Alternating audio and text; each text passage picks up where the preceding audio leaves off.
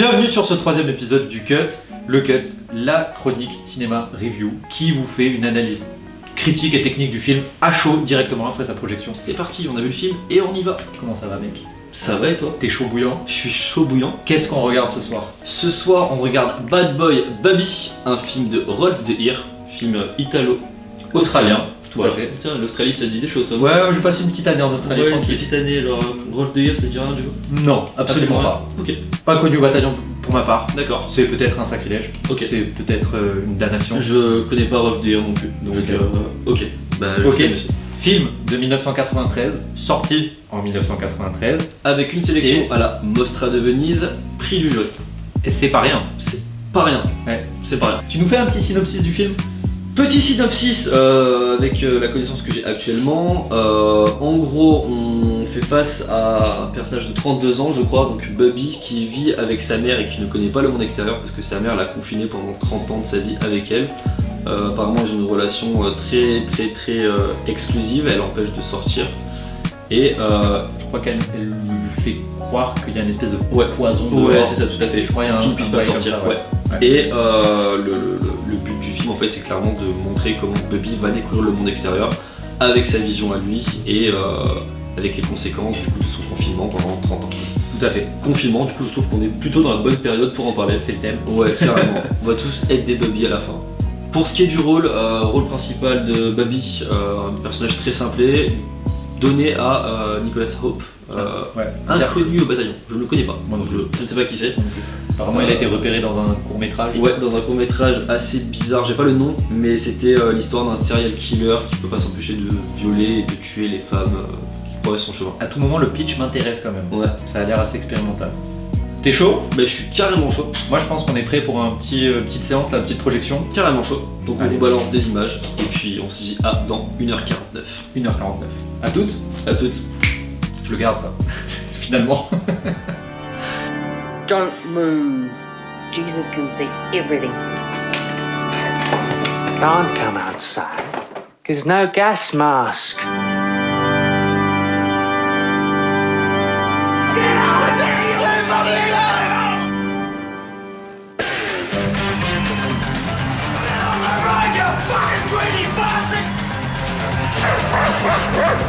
Don't be scared. Tiny tits.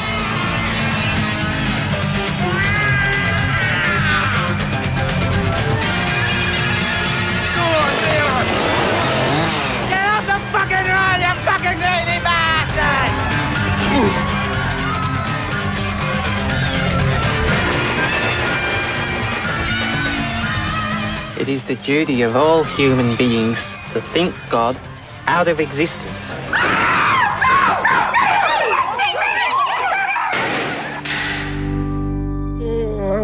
What did she say? She say you name the angel. Oh my God. You understand them. Full of surprises, aren't we?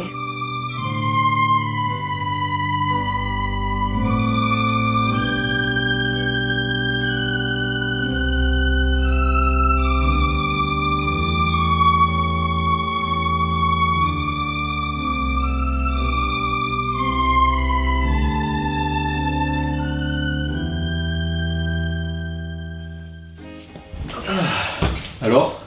Mec, incroyable. Incroyable. Fou. Très bonne surprise. Cette gifle. Très Derrière bonne cette surprise. gifle. Bon, on commence direct. Est-ce que tu as aimé ce film ou est-ce que tu n'as pas aimé le film? Dis-moi tout. Alors, je serais un gros menteur si je disais que j'ai pas du tout apprécié le film. Mais genre pas du tout. Ok. J'ai adoré le film. Belle négation. Ou très belle négation. Positive, du coup. Tout à fait. Un nom qui veut dire oui, quoi. Voilà. Et toi du coup? J'ai adoré. Ok. Non mais genre vraiment j'ai adoré, je le dis honnêtement, je te l'ai dit à la fin du film. Bon ça fait, on est qu'au troisième épisode, mais des trois films qu'on a matés maintenant pour le moment, c'est mon préféré. J'ai vraiment pris une claque, j'ai vraiment adoré ce film et j'ai hâte de dire pourquoi.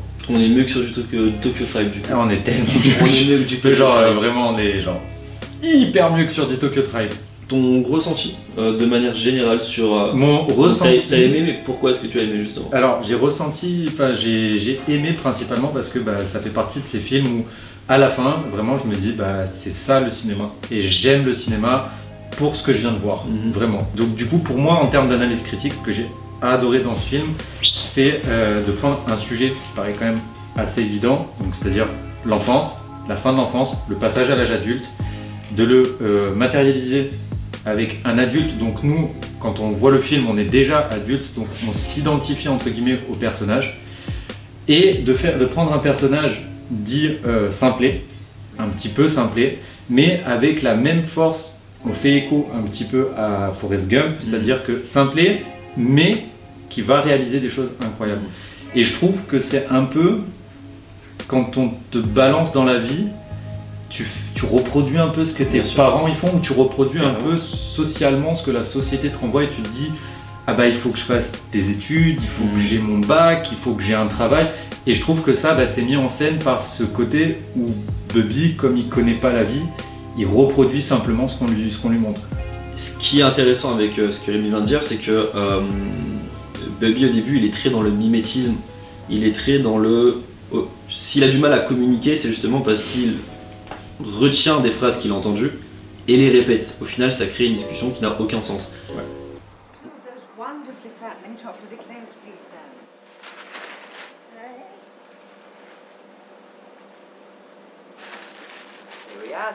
Thank you, sweetie. Yes. 2 of those wonderfully fattening chocolate eclairs, please, sir.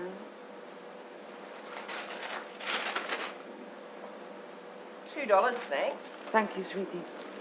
On se dit, bon très bien, ça peut pas fonctionner pour la société actuelle dans laquelle il est, et au final il va assumer cette partie-là de sa personnalité, et cette partie-là de cette personnalité du coup va être appréciée des autres, et c'est avec cette différence-là du coup qu'il va s'intégrer à cette société. Je trouve que dans le film c'est vachement mis en scène à partir du moment où il va rencontrer quelqu'un dans un lieu très important, parce qu'il y a un truc qu'on n'a pas évoqué, mais il y a... La place de la religion est très importante dans le film, et surtout la remise en question de la foi. Bien sûr, je pense, hein, c'est un peu ce que moi j'ai compris en tout cas. Et effectivement, à un moment donné, il arrive dans une église qui est en travaux. Donc déjà, le fait que l'église soit en travaux, pour moi, c'est pas anodin. C'est que lui-même, il est un peu en chantier avec sa foi, avec la religion, tu vois. Petit aparté, on a quand même le... Là, c'est purement technique, c'est la composition du plan, mais quand tu rentres dans l'église, t'as vu comment était composée l'église? Oui. Au niveau du hall? Oui. Vraiment deux côtés. Tous les sièges étaient à droite, voilà, et les travaux étaient à gauche. Voilà. Ouais. Et t'es divisé entre ta foi et où t'en es avec ta foi, je pense. J'ai pas besoin de le dire, il est trop bon. Il est trop bon. C'est toi qui m'inspire. Il est trop bon. Bref, il rencontre un gars qui joue de l'orgue, et ce mec-là, en fait, est un pur scientifique. Qui joue dans une église, mais qui va lui mettre dans la tête la graine de réfuter totalement l'existence de Dieu, avec un parti pris du réalisateur brut. Avec le fait que la science et la religion ne peuvent absolument pas coller. Ne peuvent pas combiner, voilà. Et pourtant, il rencontre la science dans l'église. C'est ça qui est fou. Bien sûr. Enfin bon, bref. Donc le film, j'ai trouvé incroyablement bien maîtrisé, et je trouve que tout le monde joue très bien dedans. Tous les acteurs sont bons. T'as pas... Voilà. Mais vraiment, gros big up à Nicolas Hope, comme ça qu'il s'appelle. Tout à fait. J'ai pas fait de Jodorowsky. Très bon. Très, ok. Très bon. Nicolas Hope, incroyable. Ouais. Moi, pendant le film, jamais vu hein. Cet acteur de nulle part. Ni d'Adam ni d'Ève. D'ailleurs, il a eu un prix du meilleur acteur, je crois. Non, il a frôlé. Il a frôlé. Il a été nominé. Alors, si je dis pas de bêtises, il a frôlé à la Mostra de Venise. Yes. Parce que comme on l'a dit dans l'intro, le film a reçu le prix du jury à la Mostra de Venise en 93. Ouais. Et il a frôlé le prix du meilleur acteur, il me semble, à la Mostra de Venise. C'est-à-dire que le mec joue un simple d'esprit, mais il fracasse l'écran. C'est un putain de grand acteur. Voilà. Carrément. Moi, il m'a mis une gifle, et j'adore quand il y a des prestations comme ça en acting, où au début du film, tu te dis un peu oula, où est-ce qu'on va? C'est vrai qu'on commence le film, on nous met directement dans le bain. Hein, les 5-10 premières minutes, elles sont spéciales. Hein. 110 premières, tout abuse. Même plus, même. Ouais, même les 20 premières honnêtement, même plus. C'est dès le début où il est confiné avec sa mère, et on voit la relation incestueuse, très malsaine, très basée sur le mensonge. D'ailleurs, je trouve que pour moi, le plus oppressant du film, excuse-moi, je t'ai coupé, mais pour moi, le plus oppressant du film, c'est les 20 premières minutes. Oui, le côté avec sa mère, justement. Ouais. Justement, mais c'est totalement ce qu'a voulu faire De Hir. C'est totalement ce qu'a voulu faire, le côté oppressant de la mère et C'est ça. De l'éducation, ouais. Du coup, pour tout ce qui est analyse technique et analyse de l'image, c'est un peu plus mon dada du coup, faut partir du principe que le film a été tourné avec 32 directeurs de la photographie. Et ça, 32, pas un de plus, pas un de moins. Totalement impressionnant, puisqu'au final, 32 directeurs de la photographie, c'est 32 différentes façons de voir les choses. Mais ça a permis justement de donner un film qui, au final, chaque plan on envoie de toutes les couleurs. Vraiment, que ce soit en termes de composition, que ce soit en termes de mise en scène, que ce soit en termes de photographie, que ce soit en termes de colorimétrie, c'est très différent à chaque fois. Et pourtant, c'est dans une harmonie qui match parfaitement. c'est ce que je trouve fou, mais pour moi, on ressent pas du tout les 32 directeurs photographiques. Après, je pense que c'est aussi parce que le montage joue beaucoup, mais Ouais. aussi derrière, t'as le côté où tu te concentres vraiment beaucoup sur l'histoire. C'est ça. Et ce côté un peu anarchique aussi en termes des 32 directeurs de la photographie, c'est que il est atténué avec le fait que le film a ce côté anarchique là aussi, tu vois, avec le comportement de Bobby, de plein de choses comme ça. D'ailleurs, Ouais. De Hir s'en sort par une pirouette incroyable en justification, en disant qu'il justifie le fait d'avoir eu 32 photographes. Alors, c'était pour des soucis de disponibilité, machin et tout. Ouais. Le film a été tourné sur 2 ans, donc pour le type de film que c'est très long. Et du coup, De Hir se justifie en disant que Bubby découvre le monde et qu'en fait, pour lui, même si les plans changent et même si les techniques changent, c'est pas grave parce que de toute façon, tout ce qu'il va voir, c'est quelque chose de nouveau. Donc si chaque plan est un peu différent, c'est pas grave, parce que si on s'identifie au personnage de Bubby, on voit à chaque fois des trucs neufs. Et ça fonctionne très très bien.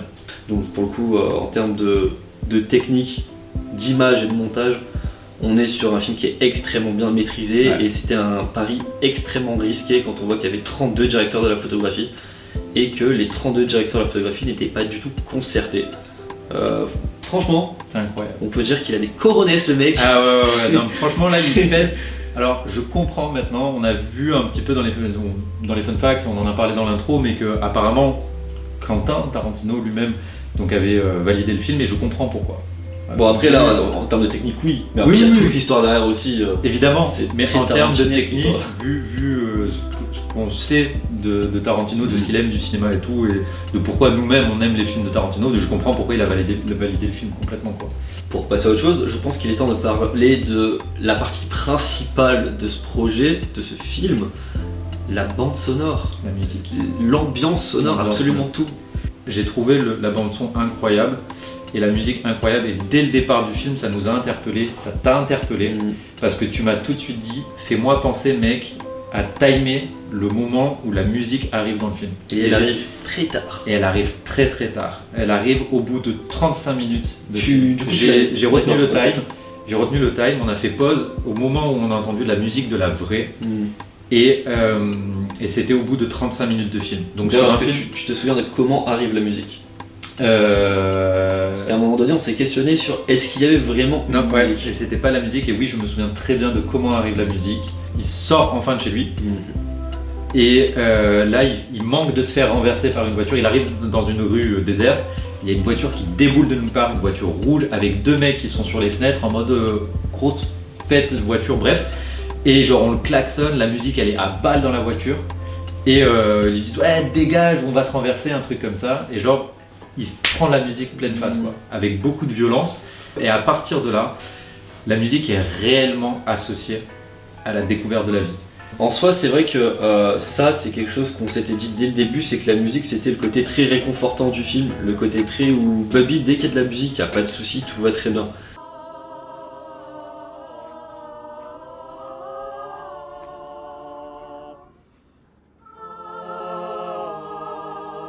Et pourtant, et on l'a pas remarqué, et c'est après avoir vu le film que j'y ai réfléchi, pourtant dès le début, on aurait pu avoir la puce à l'oreille, puisque son premier contact avec la musique, c'était la voiture. Et c'était un élément négatif. Violent. Non seulement C'est il vrai. se fait insulter, C'est mais vrai, il c'est se vrai. fait renverser. C'est vrai, Voilà. c'est incroyable. Et je pense que ça c'est un indice qu'on n'a pas eu du coup, mais qu'on aurait dû avoir. Après, t'as tout ce côté très réconfortant de la musique, où il découvre d'ailleurs, les styles de musique sont très différents à chaque fois, on passe on passe des chœurs à du violon. Plus tard, il y a de l'orgue, il y a de la cornemuse qui est très présente pour une scène qui est extrêmement choquante. Et très importante. Très importante. Très importante parce que c'est un peu la scène où on te fait comprendre que même les choses que tu aimes énormément peuvent te faire du mal à un moment donné. Quoi. Exactement. The Klingrat Killer.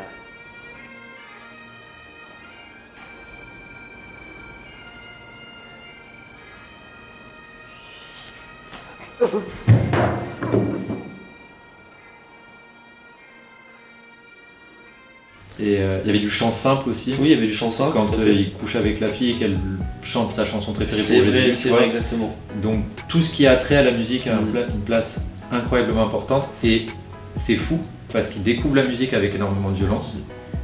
Mais malgré tout, il devient chanteur. Il devient la musique. Il est une sacrée rockstar en plus. Carrément. Et cette évolution d'ailleurs, je sais pas si tu l'as remarqué, on en a parlé plus ou moins, c'est qu'il évolue à chaque fois dans sa manière de chanter. Tout à fait. Au début c'est très aléatoire, il parle avec les mots, son langage qui ne maîtrise pas du tout. En vrai au début il chante même pas, il slame presque. Oui, il slame, il raconte sa vie. Des mots. Ouais, voilà, il dit des mots. C'est bonjour, quoi, Rémi, ouais, c'est ça. Jesus Christ, get the fucking thing out of here, you mad bastard!